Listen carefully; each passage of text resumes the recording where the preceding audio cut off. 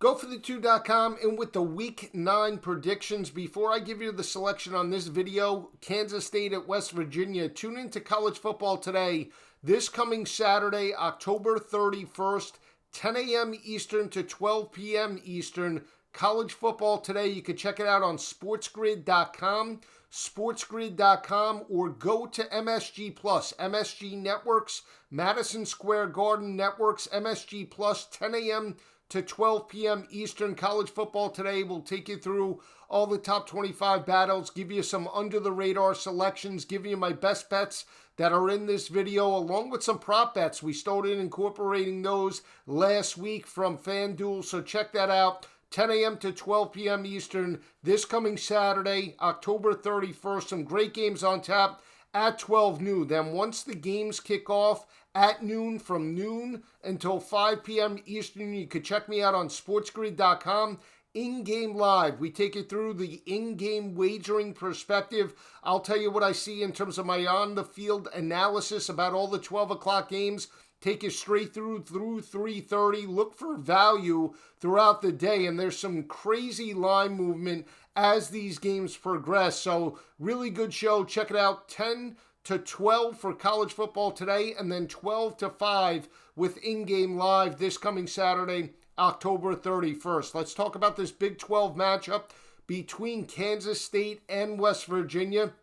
When you look at both teams overall, West Virginia coming off a disappointing road loss to Texas Tech, lost that battle by 7 points. They were a 3.5-point favorite, started fast. They went toe-to-toe with the Red Raiders, just couldn't convert in critical situations and dropped that ball game by 7 points. They now come back home to face a red-hot Kansas State team with their quarterback, Will Howard. They dominated in-state rival Kansas 55-13, dominated that matchup on both sides of the ball, started fast and really never looked back in that matchup. That was a decimated Kansas team with Puka Williams opting out for the rest of the year after that West Virginia loss. And when you look at the series perspective for this ball game, really favors West Virginia. They've won 4 straight in the series by an average margin of victory of 9.7 points per game. Picked up this victory last year in Manhattan as a double-digit underdog,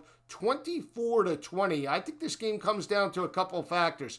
I like the way the defense of West Virginia is playing, and secondly, I think I have the better quarterback in Jarret Doege over backup quarterback Will Howard, and Will Howard stepped in for Skylar Thompson. This is an offense that's still not running the football consistently for Kansas State. When you look at Kansas State as a whole, they're rushing for around 129 rushing yards per game.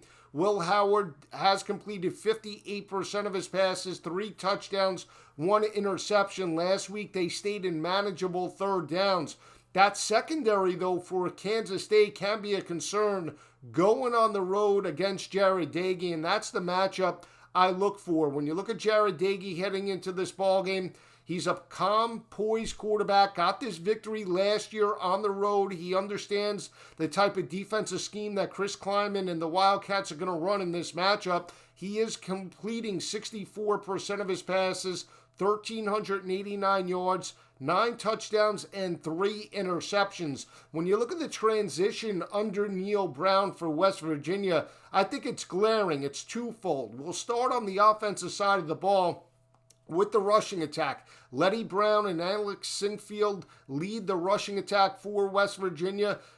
When you look at Brown, he's averaging 5.8 yards per carry, can also be utilized in the short to intermediate passing game, picked up 7 receptions for 47 yards last week. I think the biggest thing is they're averaging right now, West Virginia, 169 rushing yards per game. If you look back to last year, this offense in year number 1 under Neil Brown, they were ranked 128th out of 130 teams, only averaging 73 rushing yards per game.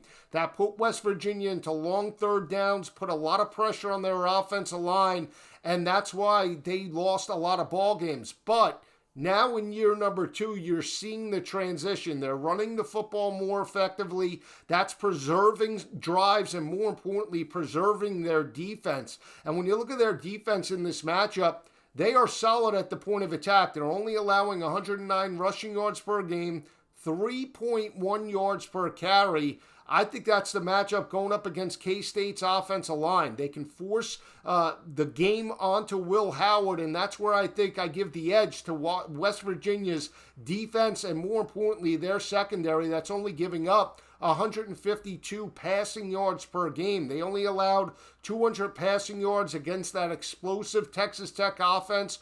They've only allowed 6 passing touchdowns all season long, and more importantly, have forced 6 interceptions. They're solid in terms of third down defense.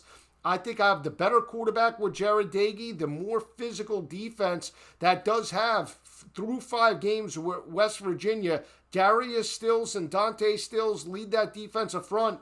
18 total sacks. To me, that's the difference. West Virginia starts fast at home.